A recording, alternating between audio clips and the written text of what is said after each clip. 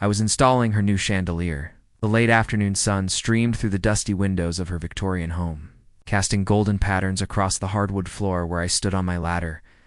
The drill whirred loudly in my hands, almost drowning out the thoughts that kept circling back to the same image. Her silhouette in the doorway, that same cream cashmere sweater she wore on cool evenings, hair falling in soft waves around her shoulders, a cup of herbal tea extended toward me. Just an excuse to linger. But nobody in the neighborhood ever said that out loud. They just watched, just like I did. It happened every Thursday. I'm barely 34. She'll be 49 next month. I knew this like I knew my own birthday. Before we jump back in, tell us where you're tuning in from, and if this story touches you. Make sure you're subscribed because tomorrow, I've saved something extra special for you. 10 months had passed since the day Elaine and I nearly crossed the line between friendly neighbors and something much more complicated. Though we both tried to act normal, the electricity between us only grew stronger. I hadn't forgotten that moment. No one on our block had either. Even my younger brother, when he visited from college, would glance in Elaine's direction with undisguised interest. He didn't bother to hide. She reminds me of that actress. You know, Michelle Pfeiffer, he'd whispered once, nursing a beer. On my porch. Sister rolled her eyes so dramatically, I had to look away. My sister never approved of Elaine for anything. When she discovered I was spending evenings at Elaine's house, fixing light fixtures, installing ceiling fans, and yes, sometimes staying for wine and conversation until midnight, everything changed. Not just at home. Elaine's son Marcus wasn't thrilled either. "She's too old for you, Mom," he'd shouted one evening so loudly I could hear him from the driveway. The neighbors heard everything on our street. Houses too close, windows too thin, curiosity too strong. Elaine and I agreed. Then, to take a step back, to label whatever was happening between us as simple, neighborly friendship. But friendship doesn't make your hands tremble when you reach for the doorbell. Doesn't leave your thoughts scattered when her perfume lingers in a room long after she's gone. Doesn't make your heart race when you spot her Volvo pulling into the driveway next door. I paused, wiping dust from my eyes. The half-installed chandelier swayed slightly above me, crystal pieces tinkling like wind chimes. I needed to focus. This was just another job, another favor for a neighbor. Nothing more. But as I stood there, balancing on the third rung of her antique wooden ladder, I caught a glimpse of my reflection in the mirror across the room. Nathan Carter, electrical engineer by day, neighborhood handyman by evening. Dark hair slightly, too long, perpetually in need of a trim. Eyes that my ex-girlfriend once called too intense.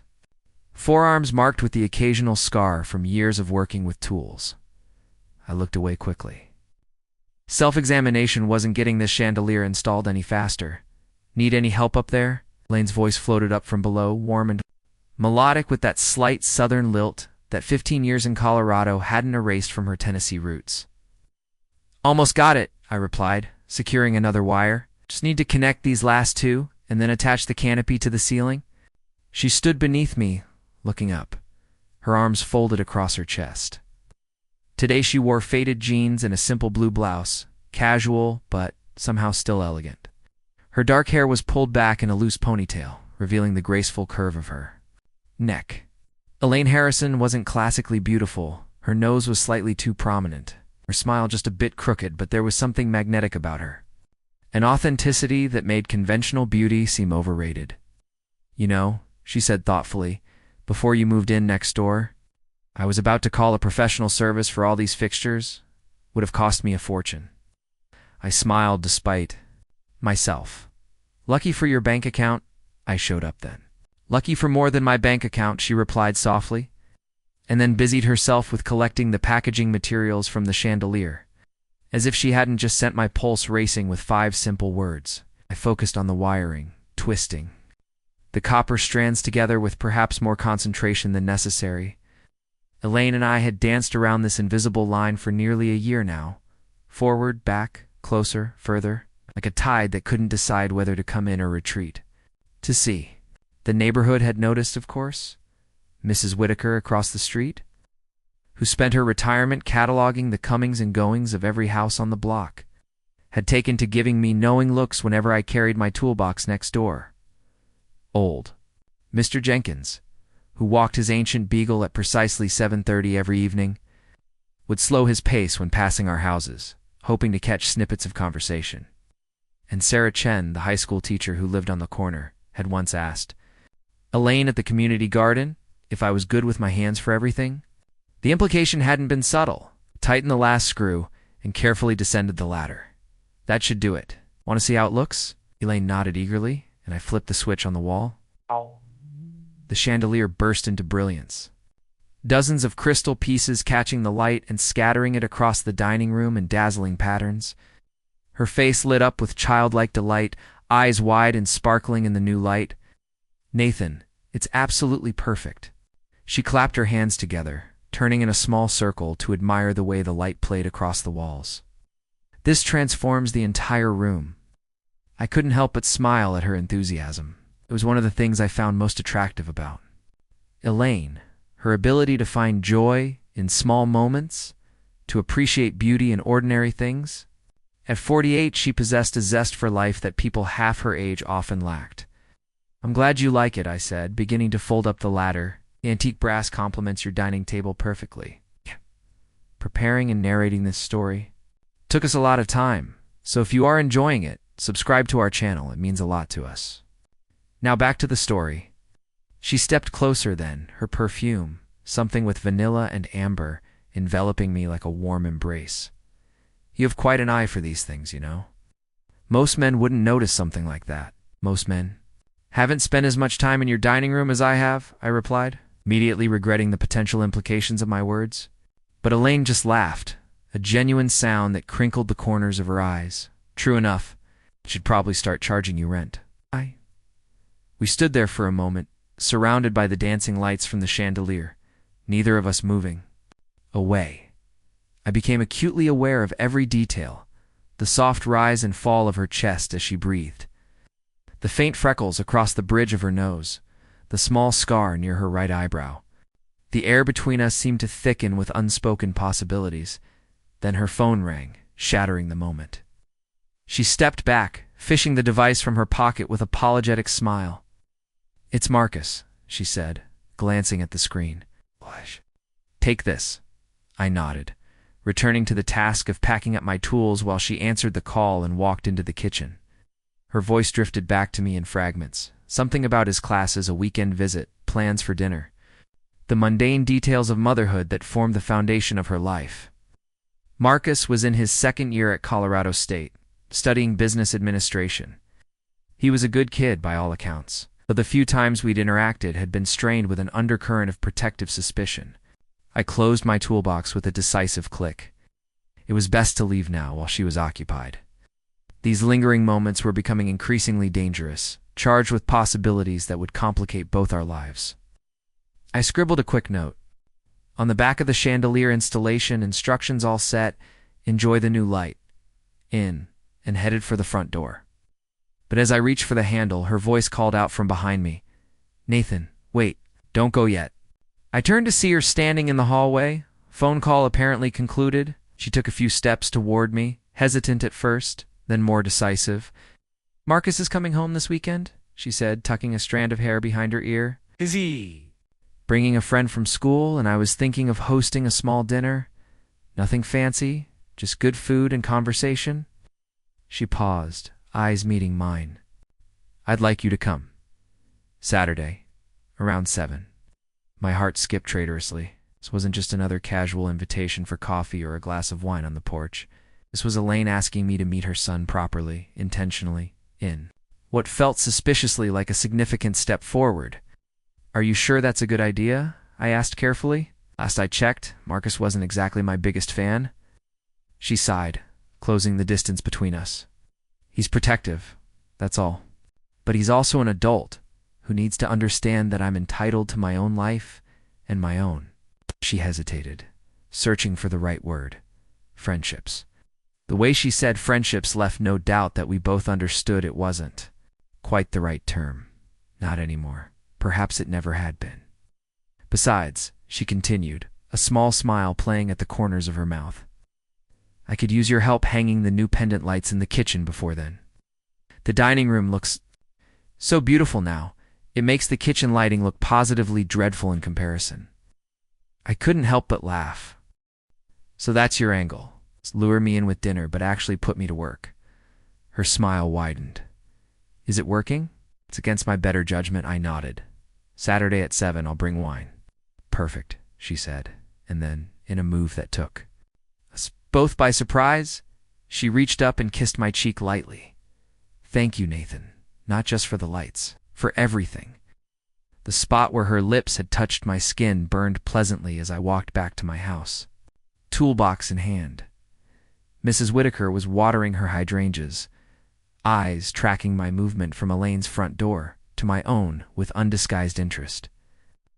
I nodded politely in her direction, but offered no explanation for my presence next door. Let her wonder. Let them all wonder. Inside my own house, a modest craftsman I'd purchased 3 years ago after my divorce from Allison, I set down my tools and walked straight to the bathroom. The face that greeted me in the mirror looked both familiar and strange, like I was seeing myself through someone else's eyes. Is this really happening? Was I really considering pursuing something with a woman 15 years my senior, a mother, with a college-age son, my next-door neighbor of all people? Yes, I realized. I absolutely was. I splashed cold water on my face and tried to think rationally. On paper, it made no sense. I was 34, still young enough to start a family if I wanted to. Elaine was approaching 49, well past the age where children would be an option. I had a demanding career that sometimes required relocation. She was deeply rooted in this community, with her successful interior design business and decades of local connections. She had experienced marriage, motherhood, divorce, the full spectrum of adult life. I was still figuring out who I wanted to be, and yet none of those practical concerns seemed to matter when we were together.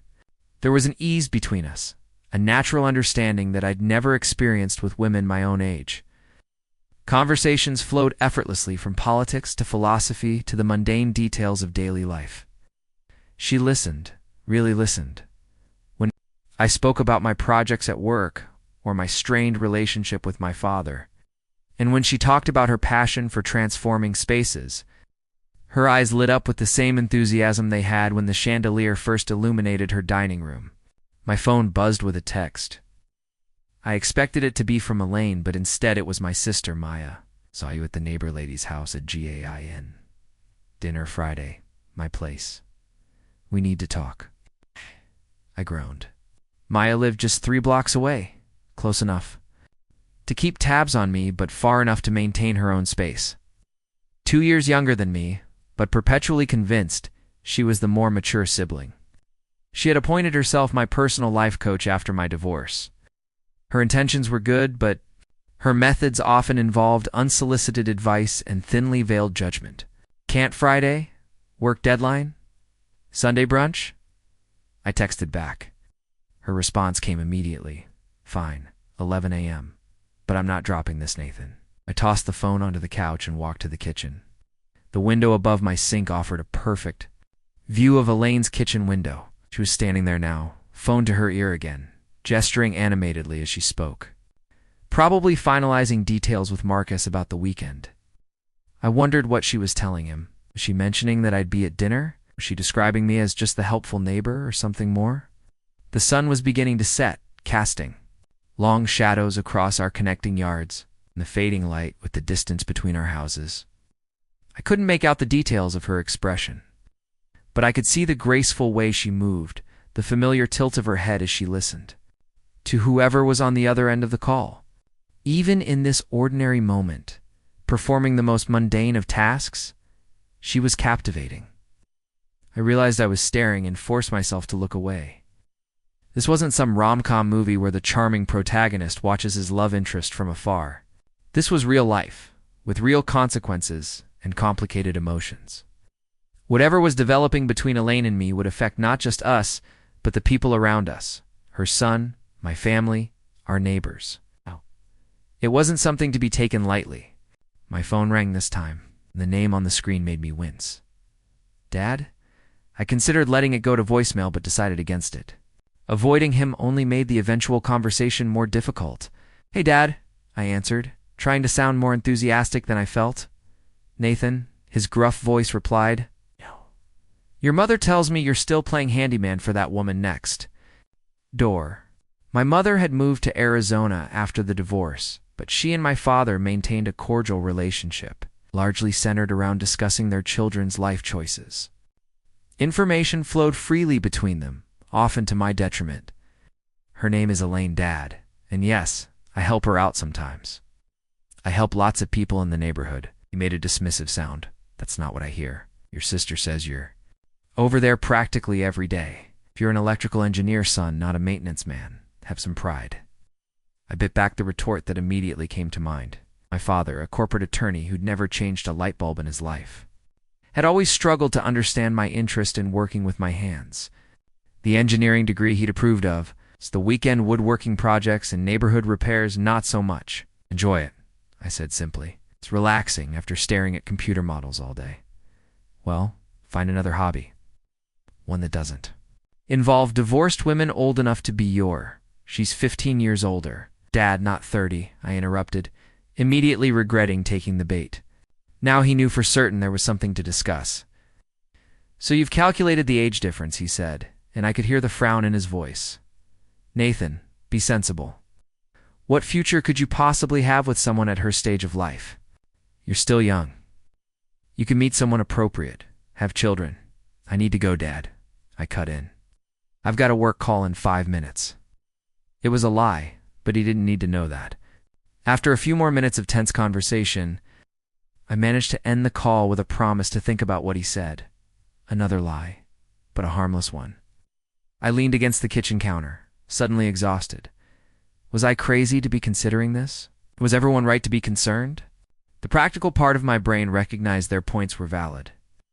The age difference, while not insurmountable, was significant. Elaine had already lived through the life stages I was just entering, and there was Marcus to consider a young man not much more than a decade younger than me who might never accept his mother dating someone closer to his age than hers. But then I thought of Elaine's smile when the chandelier lit up, the way she listened when I spoke, how conversations with her never felt forced or performative, the subtle, unspoken understanding that passed between us. In the years since I'd started spending time with her, I'd felt more seen and understood than in my entire 5-year marriage to Allison. My gaze drifted back to the window. Elaine's kitchen was dark now. She must have moved to another part of the house. I glanced. At my watch, nearly 8 p.m.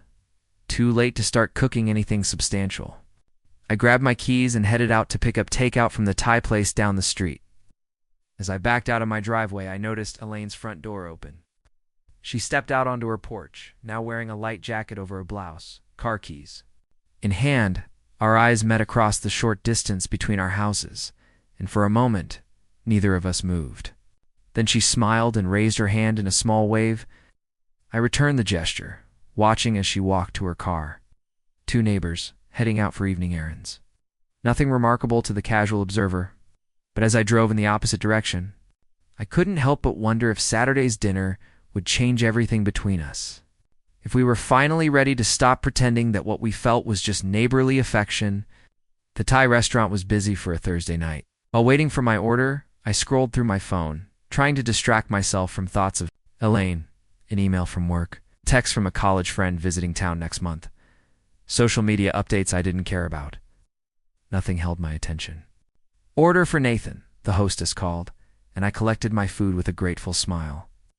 On the drive home, I took the long route through the neighborhood, enjoying the quiet streets and well-kept houses. This area had been a major selling point.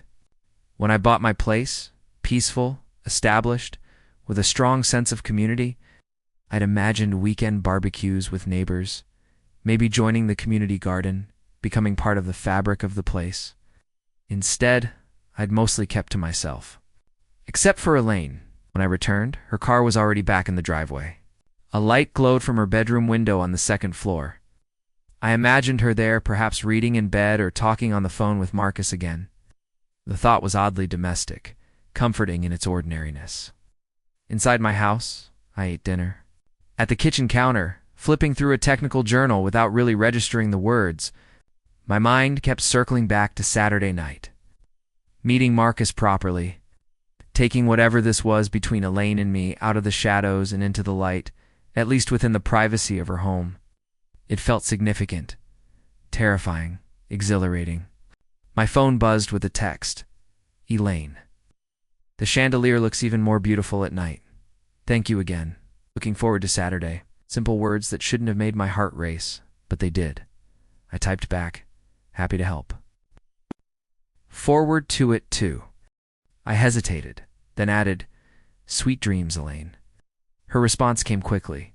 You too, Nathan. A single heart emoji. Such a small thing, but it felt monumental coming from her. I stared at it far too long, like a teenager with his first crush, before setting the phone down with a bemused shake of my head. Whatever was happening between us, whatever complications lay ahead, I knew one thing with absolute certainty. I was already in too deep to turn back now. Friday passed in a blur of work meetings and project deadlines. About Elaine, or the upcoming dinner, which was probably for the best. By the time Saturday morning arrived, I felt a curious mix of anticipation and nervousness. I spent the morning doing laundry and cleaning my perpetually cluttered house, more out of restless energy than actual need. Around noon, my doorbell rang. I opened it to find Elaine standing there, wearing gardening gloves and a wide-brimmed hat, looking like she'd stepped out of a home and garden magazine. Hate to be a bother, she said, though her smile suggested she didn't believe herself. To be one at all, but I could use your height to hang some outdoor string lights before tonight. Marcus always loved eating on the patio, and I thought it might be nice. Let me grab my ladder, I replied without hesitation. We spent the next hour stringing lights across her backyard patio, working in comfortable companionship. Handed me hooks and wire, directed placement from below, and occasionally brushed against me when the space on the ladder required us to be close. Each casual touch felt electric, charged with unspoken meaning. There, I said finally, climbing, down to admire our work. They'll look great when it gets dark. Elaine stood beside me, her arm just barely touching mine. Perfect, just like I imagined. She turned to face me, eyes searching mine. Nathan, about tonight. Having second thoughts about inviting me? I asked, only half joking. She shook her head firmly. Not at all. I just wanted you to know that Marcus, he might be a bit difficult at first. He's protective of me, especially since the divorce. I nodded. I understand. I'll be on my best behavior. That's not. She paused, choosing her words carefully. I don't want you to be on your best behavior. I want you to be yourself. That's who I. She trailed off, leaving the sentence unfinished, but her meaning was clear. That's who I care about. That's who I'm falling for. I'll be myself.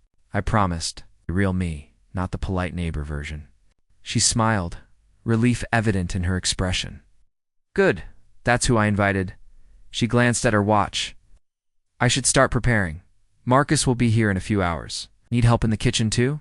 I offered. Nice try, she laughed. But I think you've earned a break. Besides, I need to focus, and you're... She gestured vaguely in my direction. It's distracting. The admission sent a pleasant warmth through me. Is that right, Miss Harrison? I distract you? Don't let it go to your head, she warned, but her eyes sparkled with mischief. Now go home and put on something nice for dinner. Not too nice, I don't want to give Marcus a heart attack, but maybe that blue button-down I like. The fact that she had a favorite shirt of mine was another small revelation that made my heart skip.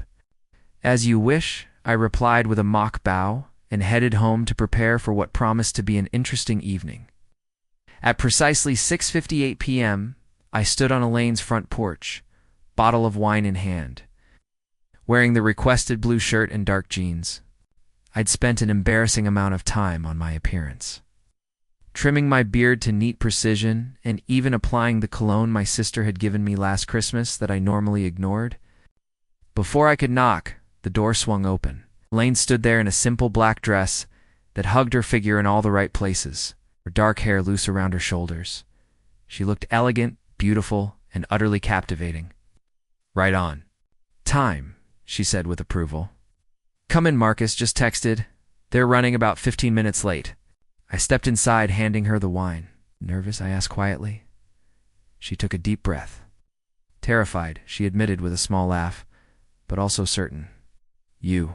"Both of those things," I agreed, "plus hungry. Something smells amazing."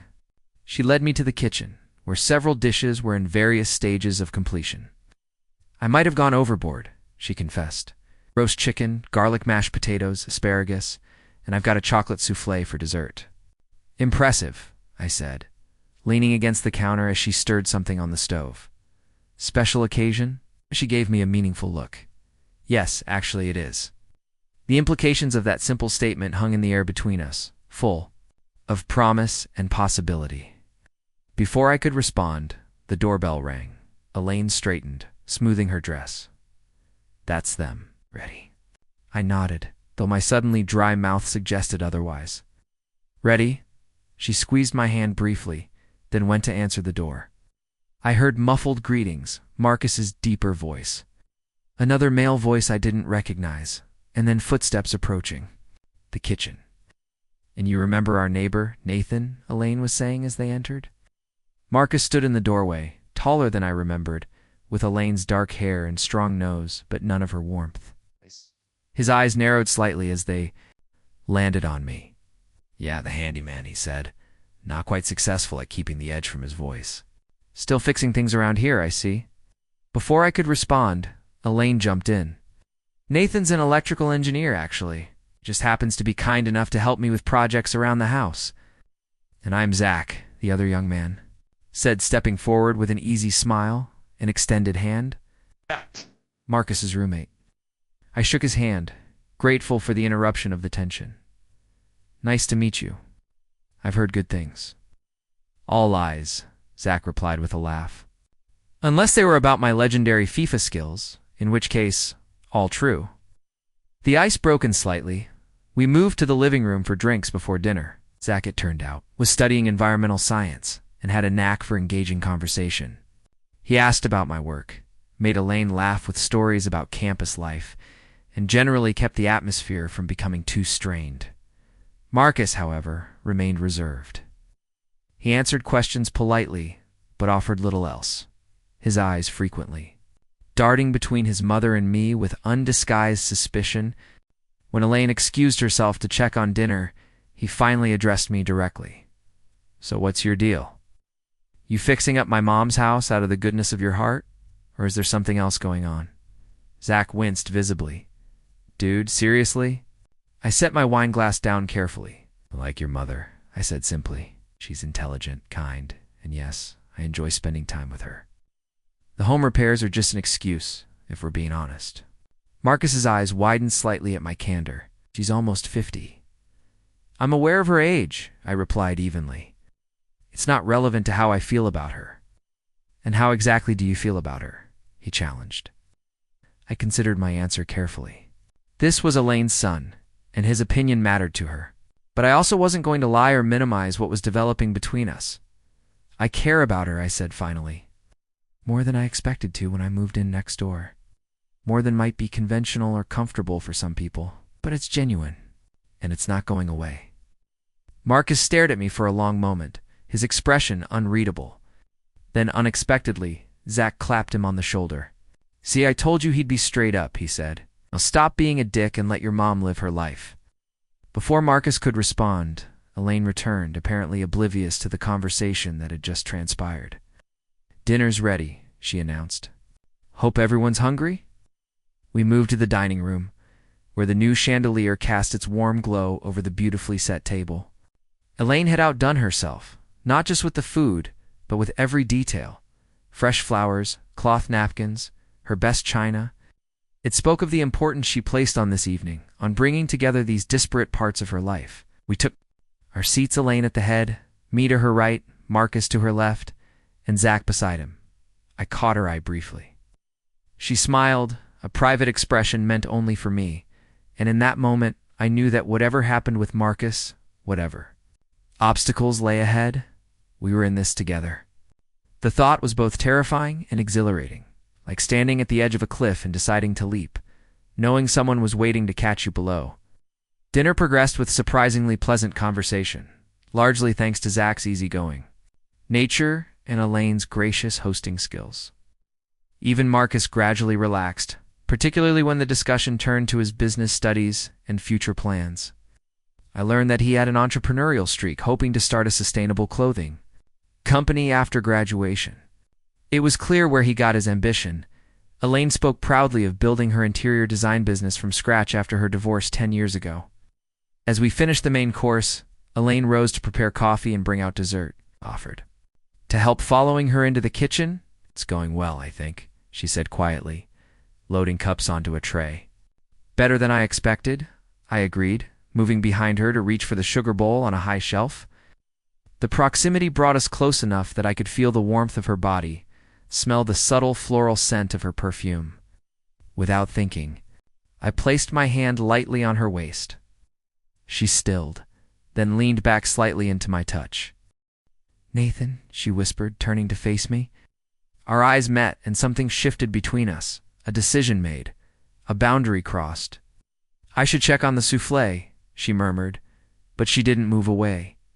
"It can wait," I replied, my voice low. The kitchen door swung open. "Mom, do you need any?" Marcus stopped abruptly, taking in our close position. His expression hardened. "Sorry to interrupt," he said coldly. Elaine stepped back, flustered. "You're not interrupting. I was just about to take out the soufflé." "Right," Marcus said skeptically, reaching for the coffee tray. "I'll take this out." After he left, Elaine sighed deeply. "Well, that could have gone better. It could have gone worse, too," I pointed out. "At least he didn't punch me." That startled a laugh out of her, always looking on the bright side. She retrieved the chocolate soufflé from the oven. "Perfectly risen," I noted with admiration. "Let's get through dessert and then." She hesitated, meeting my eyes again. "And then we'll see where the evening takes us." There was promise in those words, a hint of possibilities that made my pulse quicken. I followed her back to the dining room, aware that we were approaching a turning point. Whatever happened next would change everything, for better or worse. Dessert was served amid a slightly more strained atmosphere. Marcus had retreated, back into watchful silence, while Zach valiantly attempted to maintain conversation. Elaine's soufflé was delicious, rich and decadent, but I barely tasted it, too aware of the undercurrents flowing around the table. Finally, as we finished our coffee, Marcus set down his cup with deliberate care. "Mom," he said, his voice steady but tight, "can I talk to you for a minute?" "Privately?" Elaine looked at him for a long moment, then nodded. "Of course. Excuse us," she said to Zach and me, following her son into the kitchen. Left alone with Zach, I braced myself for an awkward silence, but he surprised me by speaking. Immediately. "He's not actually against this, you know," he said quietly. "He's just scared." I raised an eyebrow. Could have fooled me. Zach shrugged. His dad really did a number on them. Left when Marcus was 15, traded in for a younger model, the whole cliché. He's terrified of seeing his mom hurt again. "I'm not like his father," I said firmly. "I can see that," Zach replied. "Give him time. He'll see it too." He grinned suddenly. "Besides, you installed that awesome chandelier. Gotta count for something, right?" I found myself smiling back, grateful for his unexpected alliance. I hope so. The kitchen voices had risen slightly, not quite shouting, but definitely animated. I couldn't make out the words, just the emotional tenor of the conversation. Then silence fell, followed by the sound of the back door opening and closing. A moment later, Elaine returned alone, her expression a complex mixture of determination and vulnerability. "Marcus needed some air," she explained. "That's Zach?" "He said to tell you he'll meet you back at the hotel." Zach stood, understanding the implicit dismissal. "Thanks for dinner, Ms. Harrison. It was incredible." He glanced at me. "Nice meeting you." "Nathan, I'm sure I'll see you again." The confidence in that statement wasn't lost on me, or, apparently, on Elaine, whose cheeks colored slightly. She walked Zach to the door, leaving me alone with my thoughts and the remnants of our dinner. When she returned, Elaine stood in the dining room doorway, suddenly looking uncertain. The confident hostess from earlier had been replaced by a woman, on the verge of a significant decision, weighing consequences and possibilities. "He's upset," she said simply. I nodded. I'd be surprised if he wasn't. She moved to the table, gathering plates mechanically. He thinks I'm making a mistake, that I'm setting myself up for heartbreak. And what do you think? I asked. Softly, she stopped, plates in hand, and looked at me directly. I think I'm tired of making decisions based on what other people think is appropriate. I think I've spent 10 years rebuilding myself after my marriage ended, focused entirely on Marcus and my business. I think, she set the plates down with a decisive click. I think you make me feel young again, Nathan. Not because you're younger, but because when I'm with you, possibilities seem open again. Life feels unwritten. In my chest, as I stood and moved toward her, Elaine. I know it's complicated, she continued, her words coming faster now. I know there are a dozen practical reasons why this is a bad idea. The age difference, the neighbors, Marcus, your family. What? When you're installing my light fixtures, or sitting on my porch, or just looking at me the way you're looking at me right now. She took a deep breath. I want to see where this goes. I want to take the chance. Those words hung in the air between us, an invitation and a declaration all at once. I closed the distance between us, my hands gently framing. Her face, her eyes, dark and luminous in the chandelier's glow, searched mine. I want that too, I said softly. More than I've wanted anything in a very long time. When our lips finally met, it wasn't the explosive passion of new romance, but something deeper, a recognition, a coming home. Her hand slid up my chest, to rest on my shoulders as she leaned into me, sighing softly against my mouth.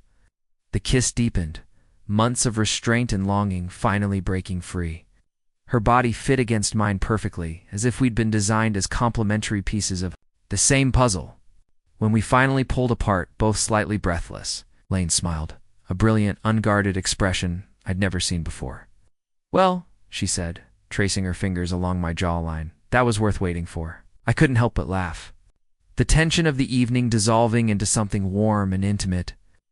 Definitely worth the wait, I agreed, tucking a strand of hair behind her ear, though I wish we hadn't waited quite so long. She stepped back, taking my hand and leading me toward the living room. We had things to figure out. Timing matters. We settled on the couch, closer than we'd ever allowed ourselves to sit before. Outside, crickets sang in the growing darkness. And through the window I could see the patio string lights we'd hung together earlier, glowing softly in the garden. Marcus will come around, I said, hoping it was true. He loves you. He wants you to be happy. Elaine leaned her head against my shoulder. Eventually, yes, but it might take time. She looked up at me, suddenly serious. Are you sure about this, Nathan? Really sure? Because once we step fully into this, the whole neighborhood will know. Your family will have opinions. My clients might talk. It won't be easy. I'm sure about you, I replied simply. The rest we'll figure out together. She kissed me again, a gentle brush of lips. I'd like the sound of that. Together. We spent the rest of the evening talking, really talking, in a way that felt different from all our previous conversations. Now there was no pretense, no careful boundaries to maintain. We discussed our fears, our hopes, our past relationships. She told me about her marriage, 20 years to a man who ultimately couldn't stay faithful. I shared the story of my divorce, 5 years with a woman who decided she wanted a different life than the one we'd built. We talked about Marcus, about my sister and parents, about the neighbors who would certainly have plenty to say about us. It was nearly midnight when I reluctantly stood to leave.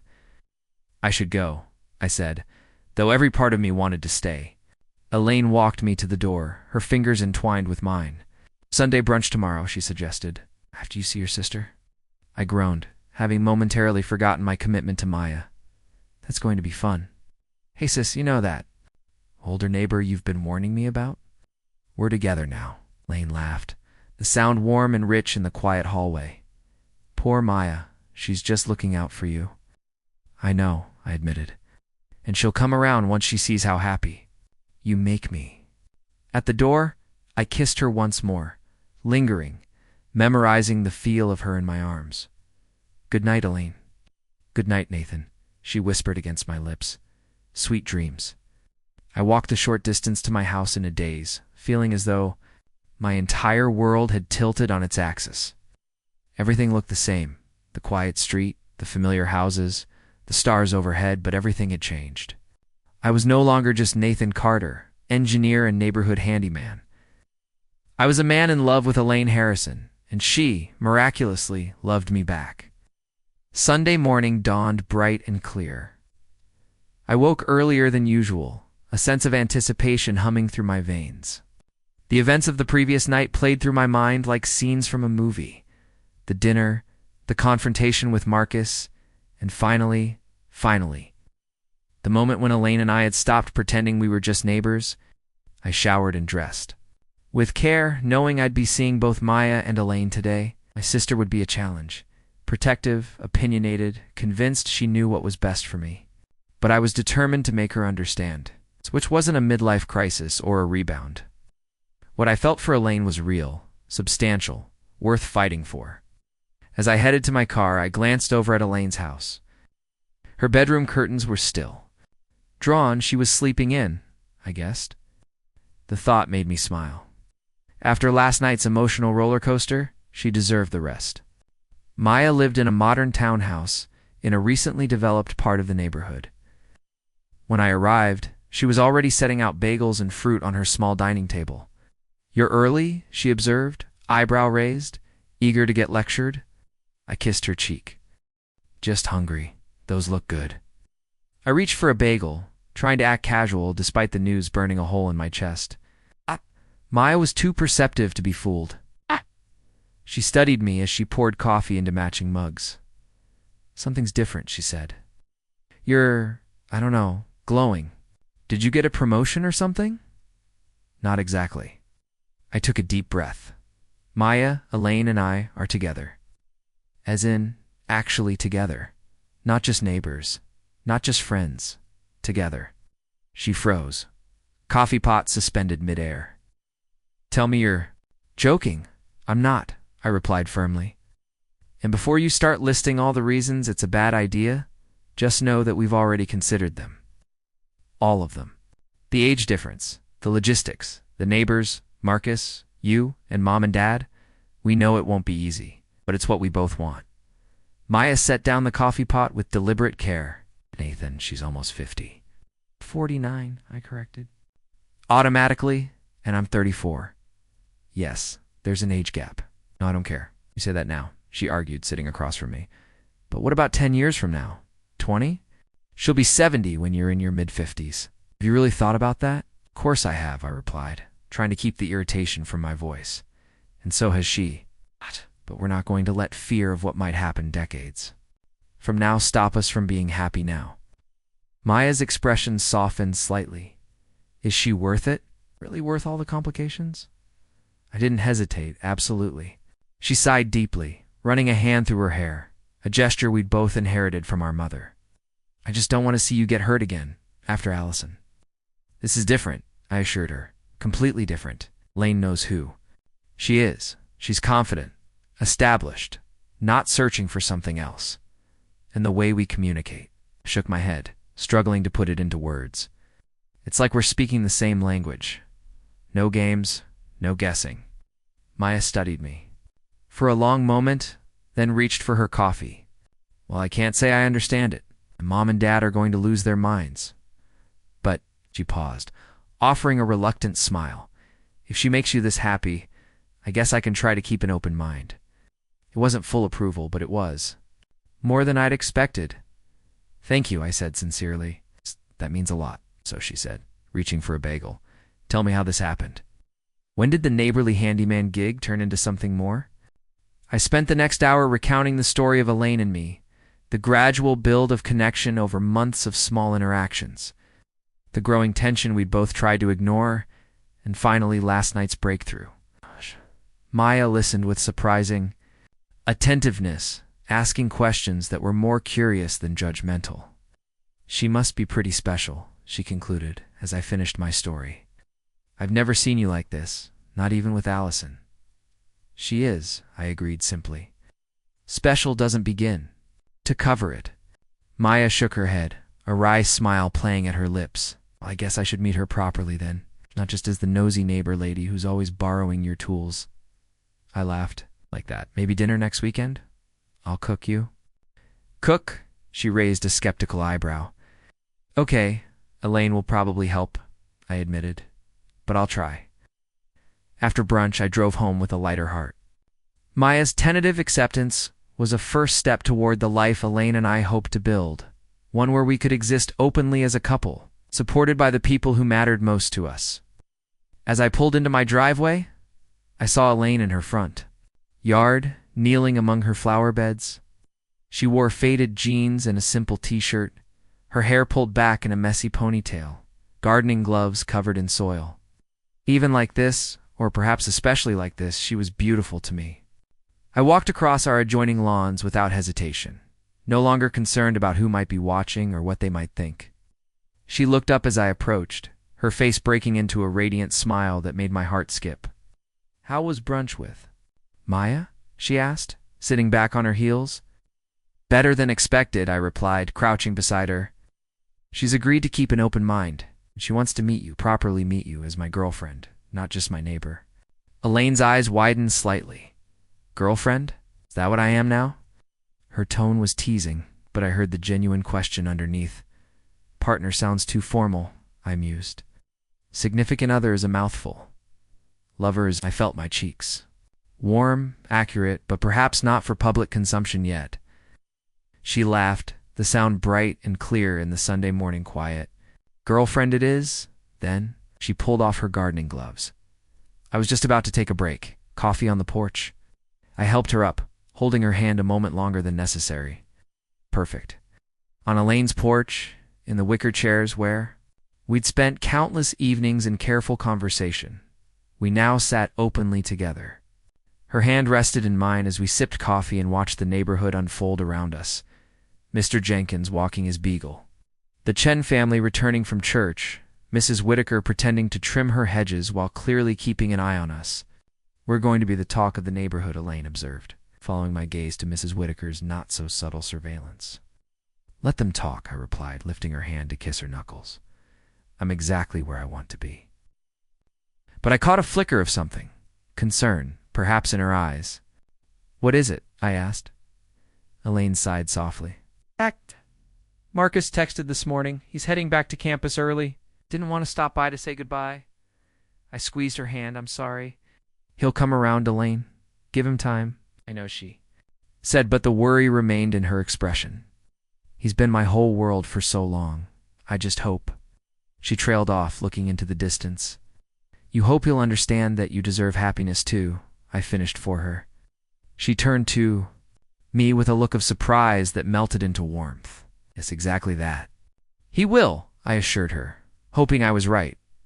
He loves you. We spent the day together, moving between our houses with a new ease. I helped her finish the gardening. She helped me organize the mess in my garage. We ordered pizza for dinner and ate it in my backyard, talking about everything and nothing, her upcoming interior design projects, my work challenges, books we'd both read, places we wanted to visit someday. It felt surreal, this shift from careful friendship to acknowledged relationship. Yet at the same time, it felt inevitable, as if we'd been moving toward this from the moment I'd first knocked on her door, offering to look at her flickering porch light. As the sun began to set, Elaine glanced at her watch with reluctance. I should go home. Early client meeting tomorrow. I walked her to the gate between our yards. Dinner tomorrow night, my place. I'll cook something that isn't frozen. Pizza! She laughed, ambitious. But yes, I'd like that. Under the fading light, with crickets beginning their evening chorus around us, I kissed her goodnight, slowly, thoroughly, without concern for watching eyes. When we parted, her cheeks were flushed, her eyes bright. Good night, Nathan, she said softly. Good night, Elaine. I watched her walk to her house, still hardly believing that this extraordinary woman had chosen me, despite all the reasons the world might give her not to. The next 2 weeks unfolded in a blur of ordinary days, made extraordinary by Elaine's presence in my life. We fell into a rhythm quickly, as if we'd been together for years rather than days. Mornings began with texts, "Good morning, handsome," or "Coffee's brewing if you want to stop by." Evenings often ended on one of our porches, talking until the stars came out. We took turns cooking dinner, discovering each other's favorites and quirks. She couldn't stand cilantro. I had an irrational dislike of raisins. She drank her coffee black. I loaded mine with cream and sugar. Small revelations. Tiny pieces of intimacy that built day by day into something solid and real. Of course, there were adjustments. The first time we ran into neighbors at the local farmer's market, walking hand in hand. The raised eyebrows and whispered comments were hard to ignore. Mrs. Whitaker actually stopped dead in her tracks, nearly dropping a basket of tomatoes. Old Mr. Jenkins gave me a surprisingly approving nod. Sarah Chen, the high school teacher, smiled warmly and introduced us to her husband as if we'd always been a couple. I asked Elaine as we drove home. She considered the question. Better than I expected, she admitted. 10 years ago, I would have been mortified by the gossip. Now, she shrugged. I find I don't really care what people think, except for Marcus, of course. Marcus remained a shadow over our new happiness. He'd returned to campus without reconciling with his mother, though they exchanged brief civil texts every few days. Elaine tried to hide her hurt, but I could see it in quiet moments. A pause while looking at her phone, a wistful glance. At family photos, he'll be home for summer break in a few weeks, she said one evening as we sat on her back patio. String lights we'd hung together, casting a warm glow over us. Maybe by then he'll have had time to process. I assured her, though I wasn't entirely confident. The few interactions I'd had with Marcus suggested a young man who held grudges tightly. My own family's reaction had been mixed. Maya, true to her word, was making an effort. She'd joined us for dinner and, while initially stiff with Elaine, had gradually warmed up when they discovered a shared passion for mystery novels. My father had responded to the news with cold disapproval, refusing to discuss it beyond a curt "you're making a mistake." My mother, surprisingly, had been more philosophical. "If she makes you happy, Nathan, that's what matters," she'd said. During our weekly phone call, "Though I do wish you'd found someone your own age. Progress, if not full acceptance." Despite these lingering complications, Elaine and I grew closer each day. There was an ease between us that I'd never experienced. In previous relationships, no games, no guessing, just honest communication and genuine connection. She understood my need for occasional solitude without taking offense. I respected her established routines and independent nature. We complemented each other in ways I hadn't known were possible. 3 weeks after our first kiss, Elaine asked me to help her replace the ceiling fan in her bedroom, a task we'd discussed months ago but never gotten around to. There was something different in her voice when she asked. Something that suggested the project might be more significant than simple home maintenance. When I arrived at her house that evening, tools in hand, she met me at the door with a glass of wine instead of her usual cup of tea. "I thought we might talk before we start on the fan," she said, leading me to the living room. My stomach tightened with sudden anxiety. "Everything okay?" She sat beside me on the couch, closer than necessary. "Everything's fine. It's better than fine, actually." She took a deep breath. "Nathan, these past few weeks have been incredible. You've brought something into my life that I didn't even know I was missing." Relief washed over me. "I feel the same way," she smiled, taking my hand. "No. We're still figuring things out, still navigating the reactions from family and friends. And I know it's only been 3 weeks, but..." She paused, seeming to gather her courage. "I wanted to ask how you'd feel about keeping some of your things here. Not moving in, not yet. Just having your toothbrush in my bathroom. A change of clothes in my dresser. Small steps." The request touched me deeply, not just for what she was asking, but for the careful way she approached it, respecting boundaries while still moving forward. "I'd like that," I said softly. "Very much." Relief flooded her expression. "Good. That's good." I leaned forward, kissing her lightly. "Just so you know, I have a drawer emptied for you too. Whenever you're ready." We did eventually install the ceiling fan that night, working together with the synchronized movements of partners who had found their rhythm. Afterward, I stayed. My toothbrush took its place beside hers, a symbol of something new taking root. The following Saturday, Elaine accompanied me to a work function, a dinner celebrating a major project completion. It was our first formal, appearance as a couple outside the neighborhood, and I watched with pride as she charmed my colleagues with her intelligence and warmth. The age difference that seemed so significant on paper faded to irrelevance in person. She belonged at my side, her hand in mine, her laughter mingling with mine. "Your co-workers are lovely," she said as we drove home. "Especially Diane. She's quite the character." I laughed. It's one way to put it. "She's been running the department with an iron fist for 20 years. She reminded me of my first boss in design school," Elaine mused. "Terrifying but brilliant." As we pulled into her driveway, I noticed a car I didn't recognize parked in front. Elaine tensed beside me. "That's Marcus's car," she said, her voice suddenly tight. "He wasn't supposed to come home this weekend." I squeezed her hand. "Do you want me to leave? Give you to some privacy?" She shook her head firmly. "No.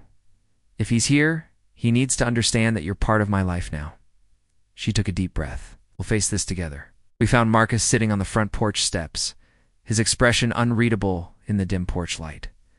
He stood as we approached, hands shoved deep in his pockets. "Hi, Mom," he said, then nodded stiffly in my direction. "Nathan." "Marcus," Elaine stepped forward, uncertainty and hope warring in her voice. "This is a surprise. Is everything okay at school?"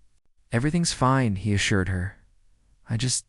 He glanced between us, jaw tightening slightly. "I needed to talk to you. Both of you, actually." Elaine unlocked the door with slightly trembling hands, leading us into the living room. The tension was palpable as we sat, Elaine and I, on the couch, Marcus in the armchair across from us. "I've been doing a lot of thinking," he began, his voice carefully controlled. "About you too, about what happened at dinner." Elaine reached for my hand, an automatic gesture that didn't escape Marcus's notice. His eyes flickered to our joined hands, then back to our faces. "I wasn't fair," he continued. I reacted badly. It was just a shock, seeing my mom with someone, especially someone younger, I supplied when he hesitated. He nodded. "Yeah, but Zach made some good points after we left, about how I'd want Mom to support me if I was in a relationship that made me happy, even if it wasn't what she expected." He took a deep breath. "And he reminded me that you've been alone since Dad left. That maybe I've been selfish, wanting to keep you all to myself." Tears welled in Elaine's eyes. "Marcus, honey, you haven't been selfish. You're my son. Your feelings matter to me. Your happiness matters too, Mom," he replied, his voice softening. "And if Nathan makes you happy?" He paused, seemingly struggling with himself before continuing. "Then I should try to accept that." It wasn't a wholehearted blessing, but it was a beginning, an olive branch extended across the chasm of his initial rejection. "Thank you," Elaine whispered, wiping away a tear. "That means everything to me." Marcus turned his attention to me, his gaze direct and challenging. "I'm still watching you, though." "If you hurt her, I won't," I said firmly. "But I understand your concern. I'd feel the same way if it were my mother." He seemed satisfied with that, nodding once before. Changing the subject to more neutral territory, his classes, a concert he'd attended, plans for the summer. We talked for another hour, the conversation gradually becoming less strained. When Marcus finally stood to leave, explaining he had to drive back to campus for an early study group the next day, Elaine walked him to the door. I gave them privacy. For their goodbye, moving to the kitchen to make coffee. Through the doorway, I could see them embracing, Marcus bending down slightly to hug his mother. The sight warmed something deep inside me, a hope that perhaps with time and patience, we could all find our way to a new normal. When Elaine returned, her eyes were redrimmed, but her smile was genuine. "He's trying," she said simply.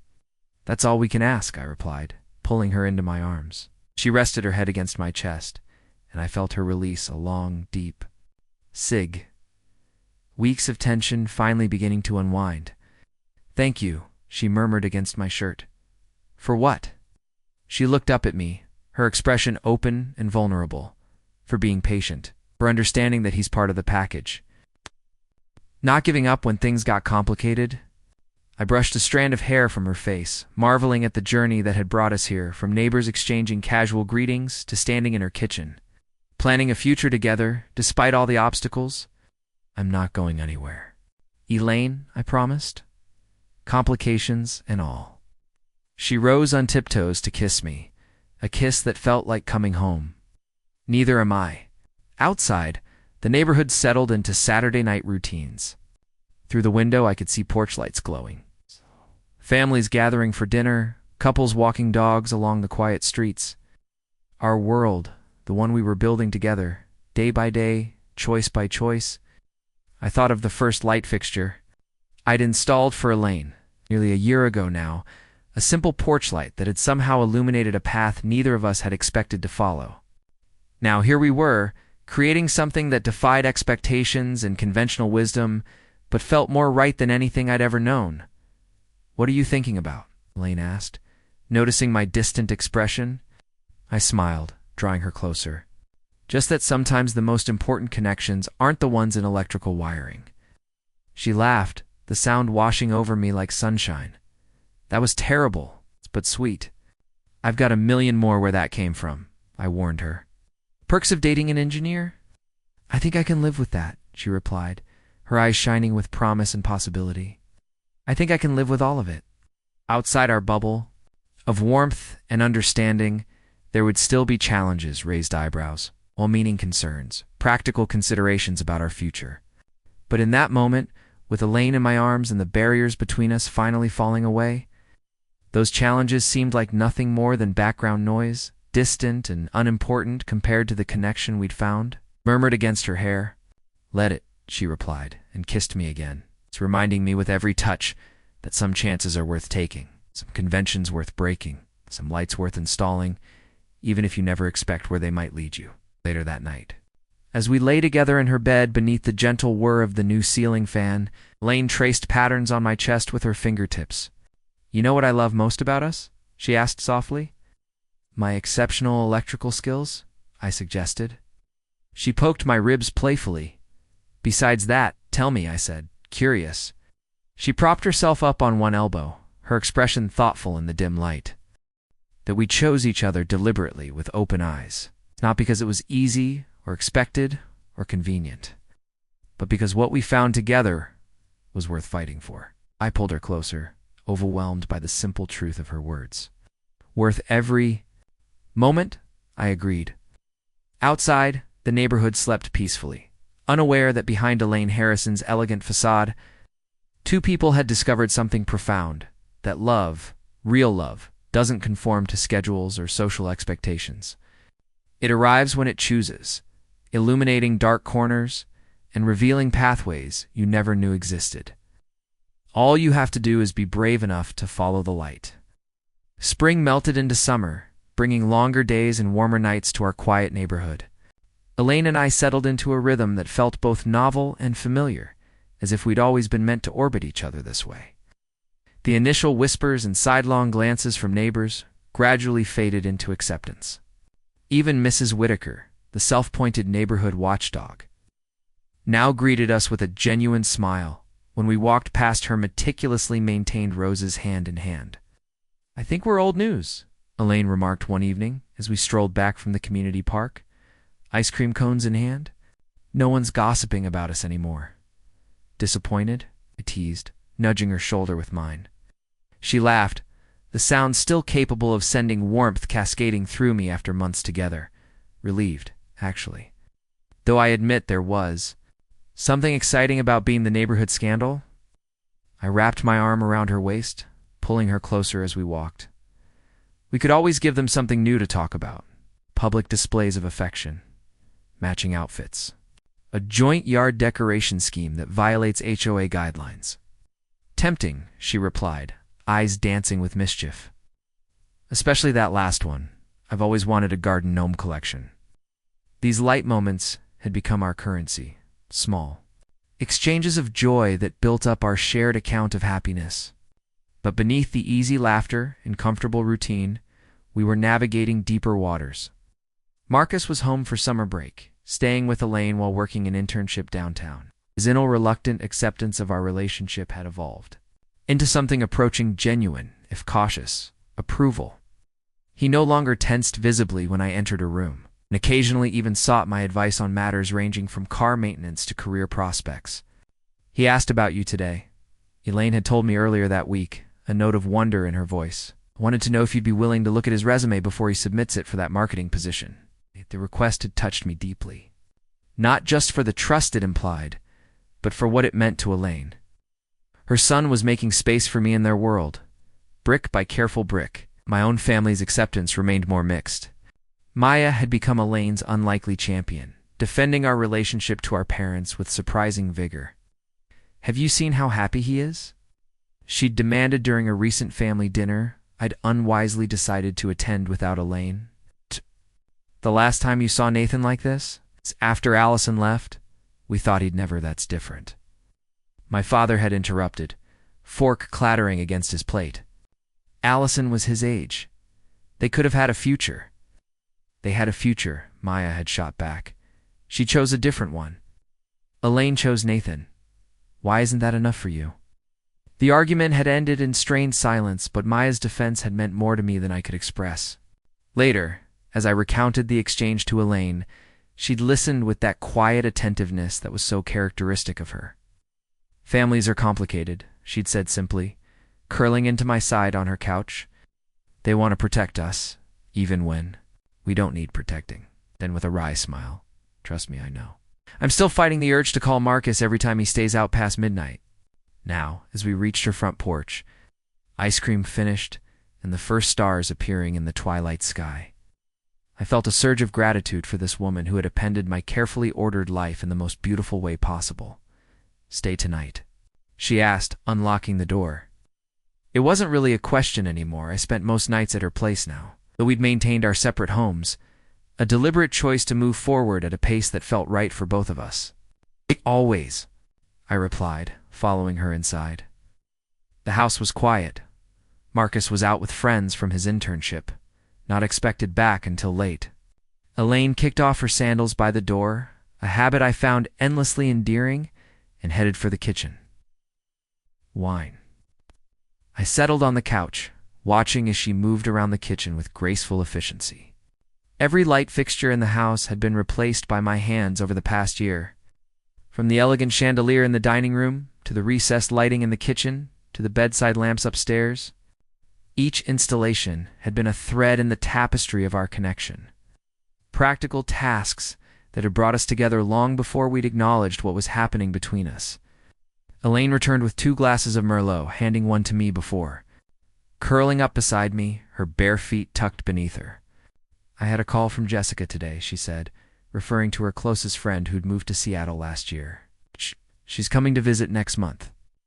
That's great, I replied, genuine in my enthusiasm. Jessica was one of the few people who had supported our relationship from the beginning, albeit from a distance. I'm looking forward to meeting her in person finally. Elaine nodded, taking a sip of her wine. She's excited to meet you too. She says video calls don't do you justice. She hesitated, a flicker of something crossing her expression. She also wanted to know if we had any big news to share. The implication hung in the air between us. Big news, the phrase carried. Weight, suggesting milestones and commitment and future plans. We hadn't discussed marriage, not directly, though the subject had circled our conversations like a shy animal, never quite entering the light. And what did you tell her? I asked carefully. Elaine met my gaze, her eyes clear and direct. As always, I told her that we're happy, that we're building something real together. And that big news, if it comes, will happen in its own time. I leaned forward, setting my wine glass on the coffee table before taking hers and doing the same. Then I took both her hands in mine, suddenly needing the physical connection to anchor this important moment. Is that what you want? I asked, for big news to happen someday. A small smile played at the corners of her mouth. Are you asking me if I want to marry you, Nathan Carter? Not exactly, I replied, my heart racing despite the casual tone I was trying to maintain. More like exploring the territory, seeing if we're looking at the same map. She laughed softly, squeezing my hands. Always the engineer, with your maps and territories. Her expression sobered, though warmth remained in her eyes. Yes, I've thought about it, more than I probably should admit. But I've also wondered if it's fair to you. Fair to me? Echoed, confused. She sighed, her thumbs tracing patterns on my palms. You're 34, Nathan. You could still have children, start a family with someone. Stop, I interrupted gently. We've been through this. I've never been particularly driven to have biological children. If parenthood is something I decide I want someday, there are many paths to that destination. But what I know with absolute certainty is that I want you. This us, even with all the complications. She asked, and I heard the vulnerability beneath the question, the fear that had taken root when her first marriage ended. The doubt that someone could choose her unconditionally. Especially with all the complications, I assured her. They're part of our story, part of what makes this real. She leaned forward then, capturing my lips in a kiss that spoke volumes. Gratitude, love, promise. When she pulled back, her eyes were bright with unshed tears. I love you, you know? It's more than I thought possible at this stage of my life. I love you too, I replied, the words simple but profound. And for the record, when the time comes for big news, I won't be exploring territory. I'll be asking a very specific question. Her smile could have lit the darkest night. I'll look forward to answering it. We spent the rest of the evening in comfortable conversation. Planning Jessica's visit, discussing an upcoming neighborhood cookout, debating the merits of various paint colors for the guest bedroom. Elaine wanted to refresh. Ordinary topics, made extraordinary by the unspoken promise that now lay between us, a future we were both moving toward, deliberate step by deliberate step. Later, as we lay in bed, Elaine's head resting on my chest and my fingers tracing lazy patterns on her bare shoulder. She broke the comfortable silence with an unexpected question. What was the moment for you? She asked softly, when you knew. This was something worth fighting for? I didn't need to ask what she meant. This question had become a kind of ritual between us, revisiting our beginnings from different angles, filling in the gaps in each other's understanding of how we'd arrived at this shared present. Do you remember that rainy Sunday last fall? I replied after a moment of reflection. You'd asked me to fix the garbage disposal, but it turned out to be more complicated than expected. We ended up sitting at your kitchen table for hours, just talking while we waited for the hardware store to open. She nodded against my chest. You told me about your grandfather, one who taught you to work with your hands.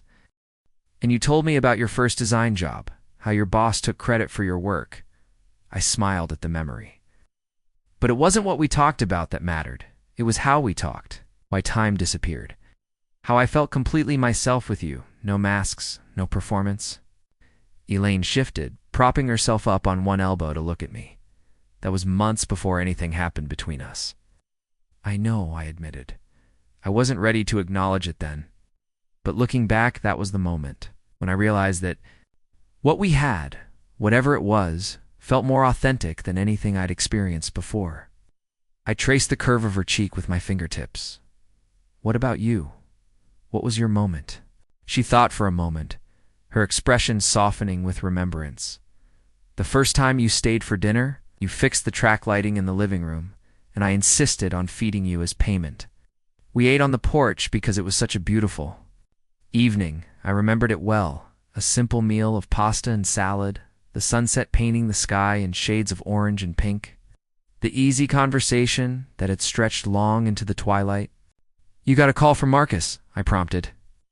Some crisis with his roommate situation. She nodded.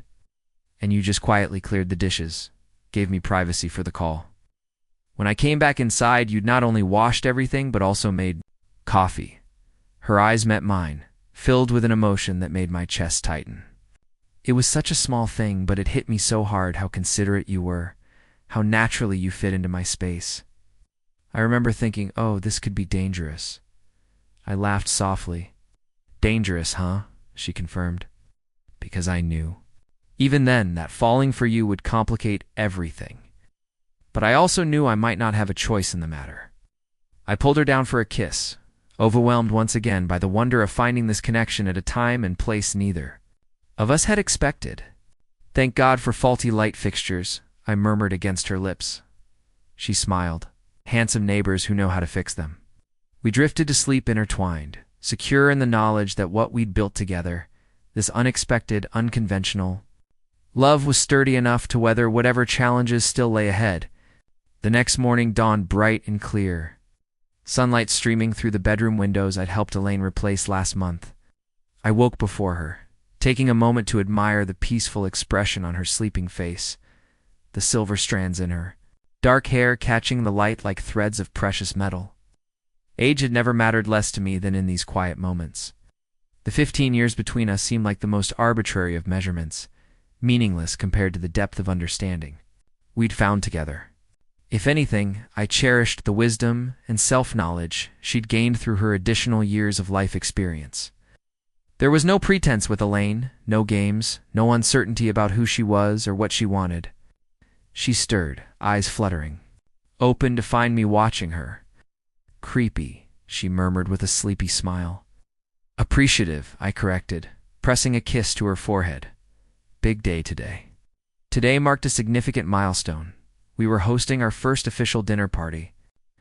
As a couple, Maya and her boyfriend David, Marcus and his new girlfriend Leela, Elaine's colleague Richard and his husband James, our neighbors Sarah and Michael Chen were all coming for an evening of food, wine, and connection. It was a deliberate blending of our worlds, a statement about the life we were building together. Elaine groaned, burying her face in the pillow. Too many things to do. Why did I suggest this again?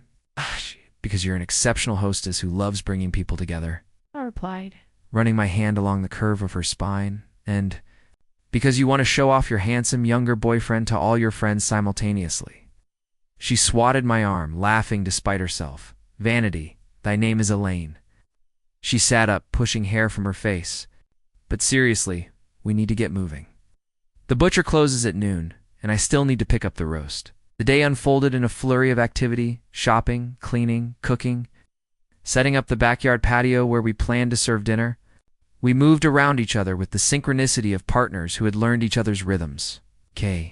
Anticipating needs and filling gaps without discussion.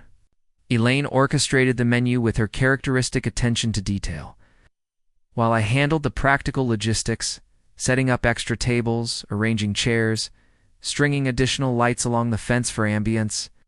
We make a good team, she observed as we stood back to admire our handiwork. The backyard had been transformed into an enchanted space with twinkling lights, candles and hurricane lanterns, and flowers from her garden arranged in simple glass vases. The best, I agreed, wrapping my arm around her waist. Ow. Though I'm biased. She leaned into me, her head resting against my shoulder. Hey, this feels significant, doesn't it? Having everyone here together? I understood what she meant. Until now, we'd kept our relationship compartmentalized to some degree, spending time with her friends separately from mine, navigating family interactions one challenging relative at a time. Tonight represented a new phase, a public declaration. Of our intertwined lives? It does, I acknowledged. Are you nervous? She considered the question. A little. Not about us. That's the surest thing in my life. More about the dynamics. Marcus and Maya meeting for the first time. Your sister and my son, both protective in their own ways. They'll love each other, I predicted. Both smart, both stubborn, both deeply loyal to the people they care about. She smiled up at me. When did you get so wise? I have an excellent teacher, I replied, dropping a kiss on the top of her head. Now, I should shower before guests arrive. I smell like lawn trimmings and sweat.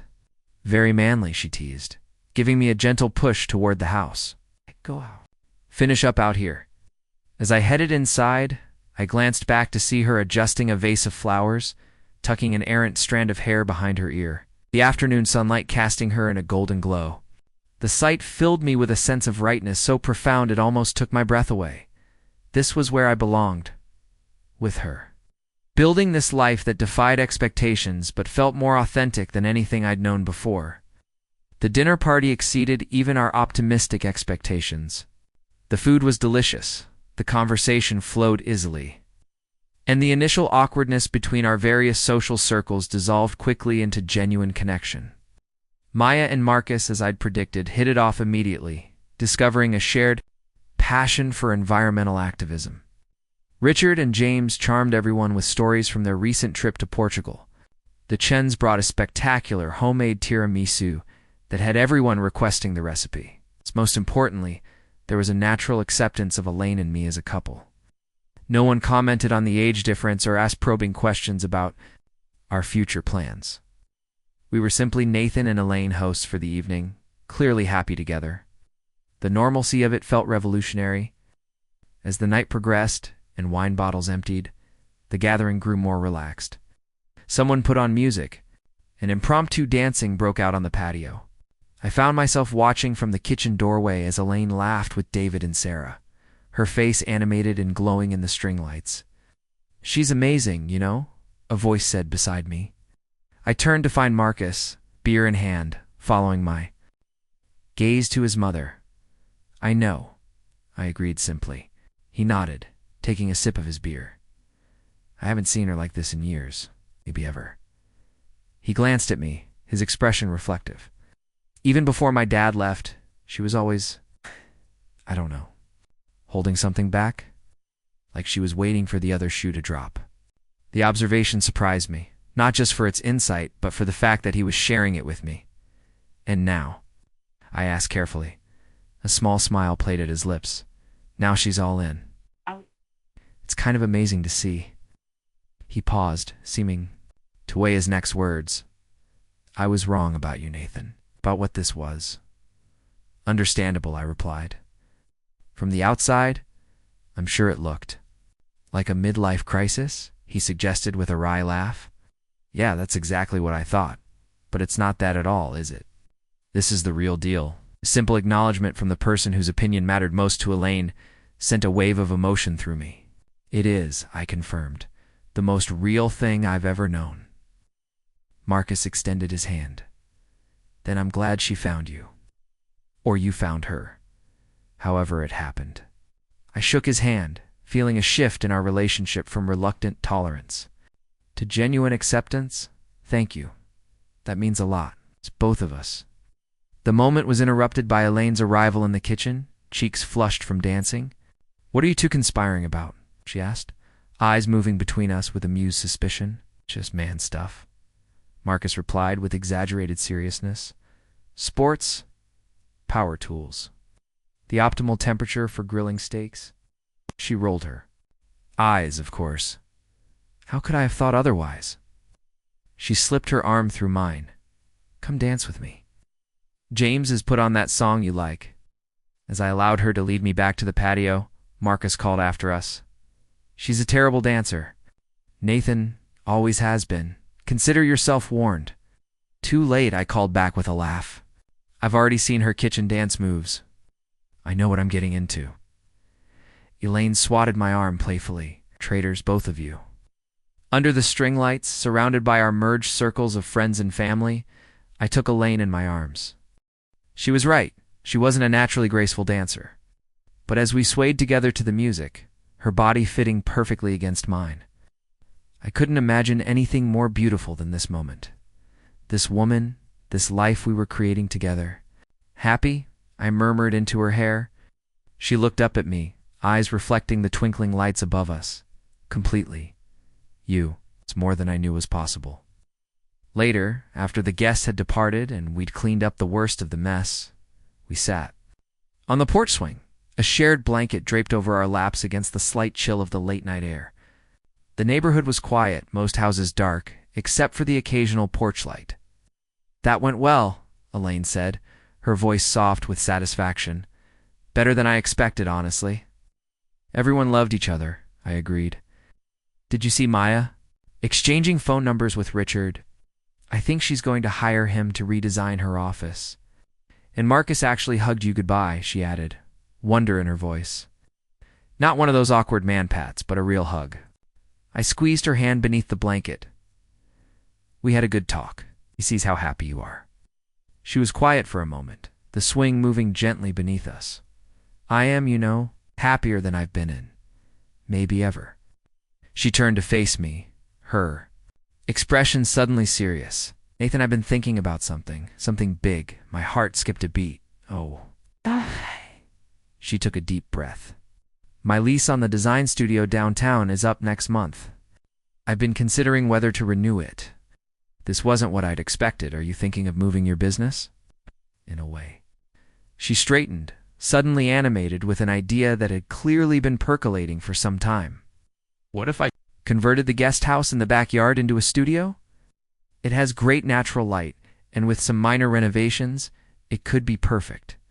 I'd save on rent, cut my commute to practically nothing, be working from home. I finished, understanding dawning. Which means she continued carefully, that my house would become more than just my home. It would be my place of business too. A significant change. I understood the unspoken question. If her home was also becoming her workplace, any shifts in our living arrangement would take on additional weight. That sounds like a great idea. I said honestly. The guest house would make a beautiful studio. She studied my face, but no buts, I assured her. Just thinking about what it means for us. For our timeline? Elaine nodded, her fingers intertwining with mine. That's exactly what I've been thinking about too. If I make this change, it feels like the right time to consider other changes as well. My pulse quickened. What kind of changes did you have in mind? Small nervous smile played at her lips. Maybe the kind where you don't have to go back to your house for clean clothes every few days. Where that drawer I gave you becomes a closet. Where we stop pretending we're not already living together in all the ways that matter. Joy surged through me, bright and overwhelming. Lane Harrison, are you asking me to move in with you? I suppose I am, she replied, a mixture of vulnerability and certainty in her expression. Not because it's practical or convenient, though it would be both those things, but because I love going to sleep with you beside me and waking up to your face in the morning, because this house feels more like home when you're in it. Because I silenced her with a kiss, pouring all my emotion into the connection between us. When we finally broke apart, both slightly breathless, I rested my forehead against hers. Yes, I said simply, absolutely yes. Relief and happiness bloomed across her features. Really? You're sure? I've never been more sure of anything, I assured her, though I should warn you, I have a lot of tools. They take up space. She laughed, the sound pure and joyful in the quiet night. We'll build you a workshop in the backyard, next to my studio. Planning our little compound already? Are you? What? Planning our future, she corrected softly. One renovation at a time. I pulled her closer. Overwhelmed by the perfection of that vision, our skills and passions complementing each other. Creating a shared life built literally with our own hands.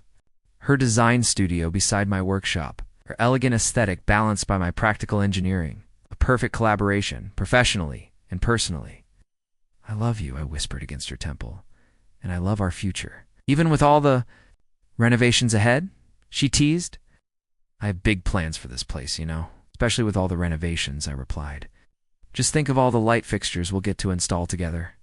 She laughed again, then grew serious, her eyes meeting mine in the dim porch light. You really do make me feel young again, Nathan. Not because you're younger, but because you make me believe in new beginnings. In second chances, in the possibility that the best parts of life might still be ahead, not behind. The simple honesty of her words touched something deep within me. That's not youth, I told her. That's hope, and it looks beautiful on you, at any age. We sat together on the porch swing until well past midnight, planning renovations and dreaming of the life we would build in this house that would soon officially become our shared home. With each idea exchanged, each future project discussed, the vision grew clearer, not just of the physical space we would create, but of the life we would share within it. A life unconventional by some standards, perhaps, but authentic and deeply right for us. As we finally headed inside, arm in arm, I glanced back at the neighborhood stretching out behind us, the same quiet streets where we'd once walked carefully apart. Mindful of watching eyes and whispered judgments, now we moved as one, unapologetic in our connection. Solid in the knowledge that what we'd found together was worth every complication. In the end, that was the most powerful revelation of all, that love, real love, doesn't follow prescribed patterns or societal expectations. It creates its own blueprint, builds its own unique structure, and when you're fortunate enough to find it, You don't question the unusual angles or unconventional design. You simply move in, hang the lights, and call it home. Fall arrived in a blaze of color, transforming our neighborhood into a canvas of crimson and gold. 2 months had passed since I'd officially moved into Elaine's house, our house now, and the transition had been smoother than either of us had anticipated. My furniture blended seamlessly with hers. My books found homes alongside her novels, and my collection of tools settled perfectly into the shed we'd converted into a workshop over one industrious weekend. The guest house renovation into Elaine's design studio was nearly complete. We'd spent evenings and weekends transforming the space together, installing new windows for better light, building custom shelving for her material samples, creating a meeting area for clients. Throughout the process, I'd discovered a newfound appreciation for Elaine's creative vision. She saw possibilities where I saw only walls and beams, transforming ordinary spaces into something extraordinary with seemingly effortless intuition. It's like watching magic. I told her one evening as she rearranged furniture in the newly finished studio. Stepping back to consider each configuration with a critical eye, she laughed, pushing a strand of hair from her face. Hardly magic, just years of practice and a very expensive design degree. Don't diminish your gift, I replied, coming to stand behind her, my hands resting lightly on her shoulders. You create beauty wherever you go. It's one of the countless things I love about you. She leaned back against me, a soft sigh escaping. Her lips. You always see the best in me. I see you, I corrected gently. All of you. Those quiet moments of connection had become the foundation of our shared life, small affirmations woven into the fabric of our daily routine. Mornings began with coffee and conversation before we parted ways for work. Evenings found us cooking together in the kitchen, sharing stories from our respective days. Weekends were filled with projects around the house, walks through the neighborhood, occasional dinners with friends. Ordinary days made extraordinary by the simple fact of our togetherness. Not that everything had been perfect. We'd had our share of adjustments and minor conflicts. My tendency to leave tools scattered around the house, her habit of staying up too late working on design projects. The occasional clash of strongly held opinions about everything from politics to the correct way to load a dishwasher. But each disagreement was navigated with respect and humor, strengthening rather than weakening the bonds between us. Today marked another milestone in our journey together. After months of subtle hints and not-so-subtle nudging from Maya, had finally convinced my parents to join us for dinner, the first time they would visit our home as a couple. My father had been particularly resistant, still uncomfortable with the age difference and what he perceived as an unsuitable match for his son. But my mother, perhaps seeing how happy I was, had eventually worn him down. They'll be here in an hour, I announced, checking my phone as I walked into the kitchen where Elaine was preparing dinner. Mom just texted that they're on their way from the airport.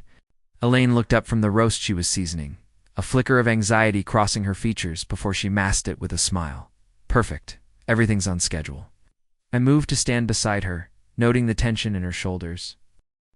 They're going to love you, I assured her, though we both knew it wasn't that simple. Your mother might, she replied, focusing intently on the herbs she was chopping. Your father's already made up his mind about me. Next you've got 2 more standout stories right on your screen. If this one hit the mark, you won't want to pass these up. Just click and check them out. And don't forget to subscribe and turn on the notification bell so you don't miss any upload from us.